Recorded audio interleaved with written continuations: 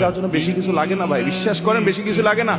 ইমানটা ঠিক রাখেন, 5 ওয়াক্ত নামাজটা সুন্দর করে পড়েন, বড় বড় কবিরা গুনাহগুলো থেকে বেঁচে থাকেন, কোনো মানুষের হক নষ্ট করবেন না, টাকা পয়সা নষ্ট করবে হক নষ্ট করবেন না, আচরণ খারাপ করবেন না, মানুষের দুর্ব্যবহার করবেন না, আত্মীয়স্বজনের সম্পর্ক বজায় রাখবেন।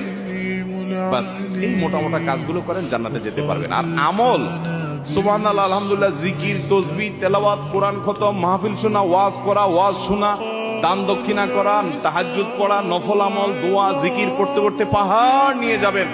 মানুষের হক নষ্ট করছেন, এই সমস্ত আমল আপনার থেকে নিয়ে নেওয়া হবে কিয়ামতের দিন। নবী সাল্লাল্লাহু আলাইহি ওয়াসাল্লাম বলেছেন ভিখারি হয়ে যাবেন আপনি, কারণ যে মানুষের হকের জন্য সব দিতে আপনি খালি হাতে জাহান্নামে যেতে হবে।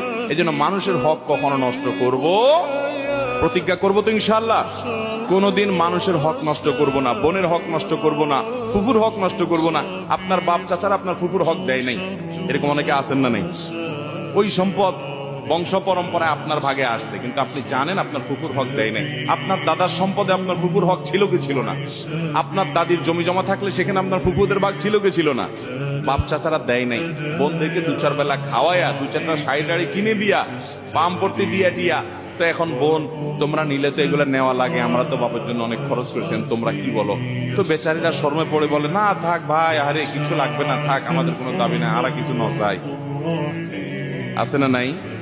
এই বাটপারি করে কুকুরদের হক, বোনদের হক মারবো না, কর্মচারীর হক মারবো না, কোনো মানুষের হক মারবো না, প্রতিজ্ঞা করবো তো ইনশাআল্লাহ।